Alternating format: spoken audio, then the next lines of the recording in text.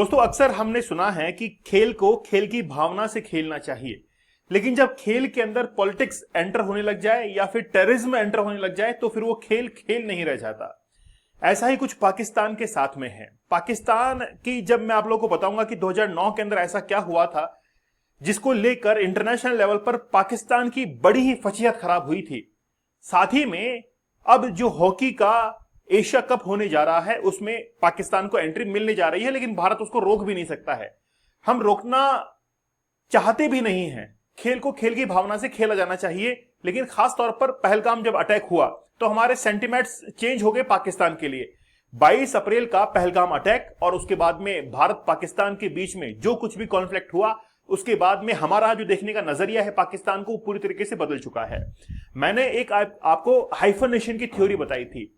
Hyphenation की theory के अंदर जो वेस्टर्न कंट्रीज है वो भारत और पाकिस्तान को अलग अलग लेवल्स पर देखते हैं। जैसे ओसामा बिन लादेन पाकिस्तान के अंदर मिला तो जो वेस्टर्न कंट्रीज का देखने का नजरिया था वो ये हो चुका था कि पाकिस्तान टेररिज्म को सपोर्ट करता है लेकिन भारत नहीं करता है। लेकिन धीरे धीरे वही क्या हुआ, वो हाइफनेशन जो था वो डी हाइफनेशन में कन्वर्ट हुआ। आज वेस्टर्न कंट्रीज भारत और पाकिस्तान को एक ही मंच पर देखती हैं, एक ही स्टेज पर देखती हैं। ठीक है, अब एक्चुअली में क्या है, हॉकी जो टीम है पाकिस्तान की वो अब इंडिया में आएगी और खेलेगी। हम लोग चाहकर भी उसको रोक नहीं सकते हैं। देखिए, पाकिस्तान के बारे में मैं आपको बताता हूं। 2009 के अंदर पाकिस्तान के अंदर श्रीलंका की क्रिकेट टीम गई थी और उनके ऊपर लाहौर में एक टेररिस्ट अटैक हुआ था। गोलियां वगैरह आप लोग देख सकते हैं कि उनके ऊपर चलाई गई थी। साथ ही के अंदर कई खिलाड़ी उसमें घायल हो गए थे। और उसके बाद में मुंबई का जब अटैक हुआ 2008 में, उसके बाद में सीधा जो टेररिज्म था वो कहां पर पहुंच गया, लाहौर के अंदर। क्योंकि देखिए, जो दूसरों के लिए खड्डा खोदता है वो खुद उस खड्डे के अंदर गिरता है। यहां तक कि जो स्टेडियम था, स्टेडियम के अंदर ही हेलीकॉप्टर को उतारना पड़ा था ताकि वहां से खिलाड़ियों को बाहर ले जाया जा सके।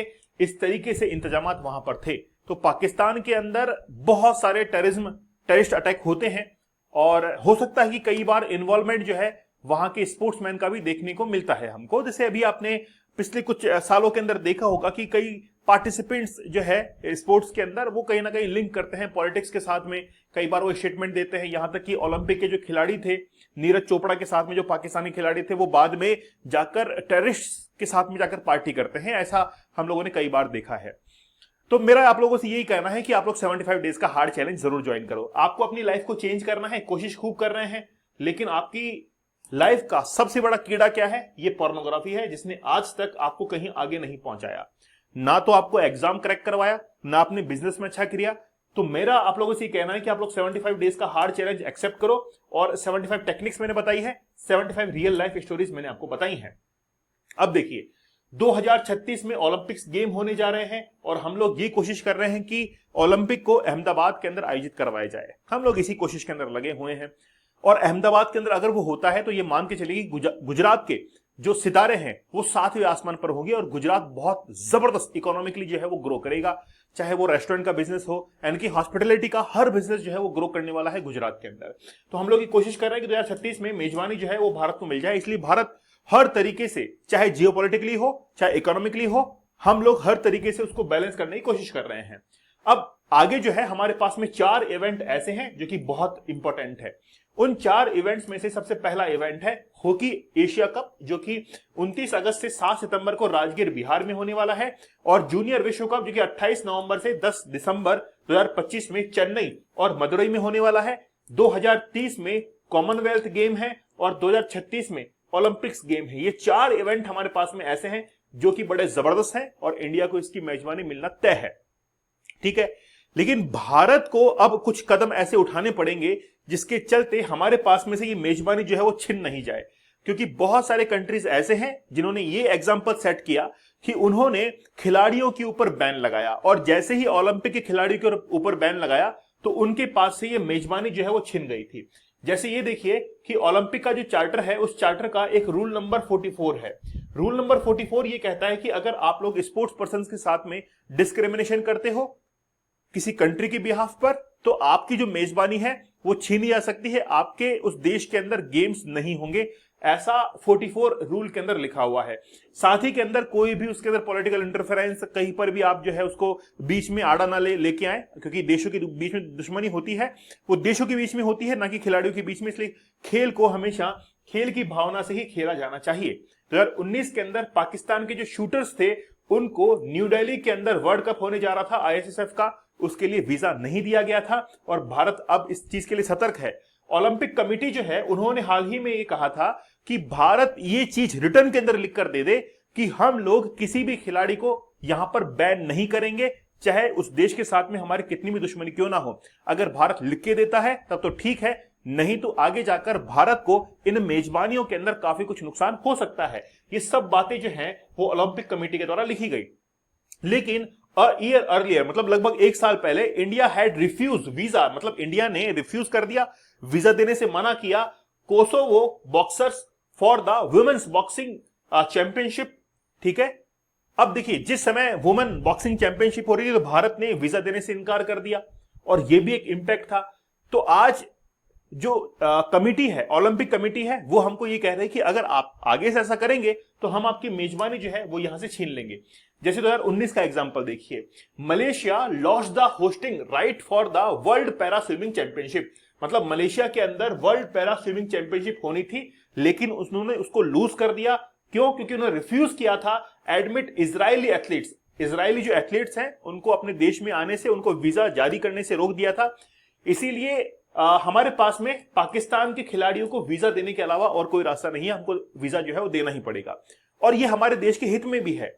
हम लोग देश की इकोनॉमी को बूस्ट करना चाहते हैं, ना कि उसको बैकफुट पर लाना चाहते हैं। ठीक है, 2009 के अंदर भी ऐसा घटना हुई। द WTA यानी कि वर्ल्ड टेनिस जो एसोसिएशन है, find organisations of Dubai tennis championship, मतलब दुबई जो टेनिस चैंपियनशिप थी वहां पर उन्होंने क्या किया था कि इजरायली जो प्लेयर्स थे उनको आने से रोका था, वीजा देने से इनकार कर दिया था, इसीलिए वहां पर फाइन जो है वो लगाया गया था दुबई के ऊपर। तो ये कुछ एग्जांपल्स हैं जिसको देखकर ये लगता है कि भारत जो है थोड़ा सा इस काम में लिबरल जो है वो आगे होता हुआ दिखाई देगा। अब बात यह है कि इसका कंक्लूजन क्या है। कंक्लूजन यही है कि इंडिया ओपन्स डोर, मतलब भारत ने अपने दरवाजे खोल दिए हैं पाकिस्तान के प्लेयर्स के लिए कि आप हमारे भारत के अंदर होने वाले हॉकी एशिया कप या जूनियर वर्ल्ड कप, चाहे 2030 का कॉमनवेल्थ गेम्स हो या फिर 2036 का जो ओलंपिक इंडिया होस्ट करने जा रहा है अहमदाबाद के अंदर, वो हो, उसमें आप लोग पार्टिसिपेट कीजिए। भारत कोई भी जो है बैरियर इसके अंदर नहीं लगाएगा। अब भारत का क्या इसके अंदर स्टैंड होना चाहिए?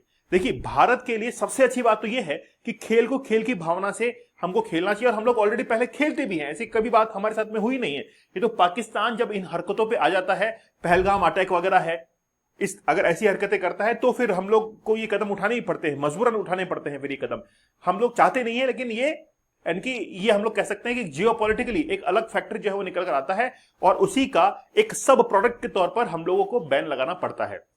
साथ ही के अंदर आप देखते हैं कि 2016 में जब सार्क की समिट हुई थी उसके बाद में अभी तक जो है वो सार्क की समिट नहीं हुई है ड्यू टू पाकिस्तान जिस तरीके से ये टेररिज्म को प्रमोट कर रहा है, टेररिज्म को फैला रहा है। उसके बाद में आप देखिए कि जितने भी एशिया के अंदर रीजनल जो ऑर्गेनाइजेशंस थे उनका कहीं ना कहीं इंपैक्ट जो है बहुत हद तक कम हुआ है और चाइना का इंपैक्ट काफी हुआ है। और चाइना ने ये कह भी दिया है कि हम लोग पाकिस्तान के साथ में मिलकर एक ट्राइंगल जो है, पाकिस्तान बांग्लादेश के साथ में मिलकर एक ट्राइंगल ऑर्गेनाइजेशन बनाएंगे और वो बनाने को तैयार भी है ना। तो अब एक्चुअली में क्या है कि कहीं ना कहीं वो इंडिया के इन्फ्लुएंस को कम करना चाहते हैं। तो भारत से मेजबानी छिन जाए, इसी फिराक में दूसरे देश भी हैं, चाइना भी इसी फिराक में है। पाकिस्तान खुद ये चाहता है कि हमारे खिलाड़ी हम लोग भारत के अंदर भेजें और भारत इसको डिनाई कर दे और ताकि इसका इंपैक्ट जो है वो इंडिया के ऊपर पड़े। तो हम लोग उस मौके को जो है वो पाकिस्तान को देना नहीं चाहते। हम लोग कहेंगे कि ठीक है, आओ खेलो और जाओ। हाँ, बात यह है कि कड़ी निगरानी उनके ऊपर रखनी पड़ेगी कि भारत में आकर वो करते क्या है, वो तो हमको करना पड़ेगा। इतनी छोटी सी बात जो है उसको तो हम लोगों को अच्छे से देखना पड़ेगा। लेकिन पाकिस्तान खुद ये चाहता है कि भारत को मेजबानी ना मिले, चाइना खुद इस चीज को जो है कोशिश करेगा। तो हमको ये देखना है कि छोटी छोटी गलतियां ना करें। हम लोग इकोनॉमिकली ग्रोथ जो है वो करना चाहते हैं। आज देखिए, गुजरात के अंदर जब ओलंपिक होंगे तो गुजरात की इकोनॉमी बहुत बहुत हद तक बूस्ट करेगी और उसका इंपैक्ट हमारे पूरे देश के ऊपर पड़ेगा। इसलिए मैं चाहता हूं कि मतलब हमारा देश ये चाहता है कि वाकई में हम लोग इकोनॉमिकली ग्रो करें और बाकी ये जो छोटे मोटे काम है ना, पाकिस्तान को निपटाना है, चाइना को निपटाना है, ये हम लोग साइड बाय साइड जो है वो करते रहें। आप लोग की क्या राय है मुझे आप लोग कमेंट सेक्शन में जरूर बताना। 75 डेज का हार्ड चैलेंज बड़ा जबरदस्त है, एक बार आप लोग इसको एक्सेप्ट कीजिएगा और लाइफ के अंदर चेंज देखिएगा कि कितना चेंज आपके साथ में होता है, क्योंकि मैंने रियल लाइफ स्टोरीज बताई हैं ताकि उनसे जो है आप लोग सीख सकें। आप लोग मुझे टेलीग्राम पर और इंस्टाग्राम पर ज्वाइन कर सकते हैं, दीपक इंदौर ऑफिशियल, और टेलीग्राम इंस्टाग्राम की आईडी पर आप लोग मुझे जरूर ज्वाइन कर लीजिएगा। तो मिलते हैं आप लोगों से अगले सेशन में, तब तक धन्यवाद, थैंक यू, जय हिंद।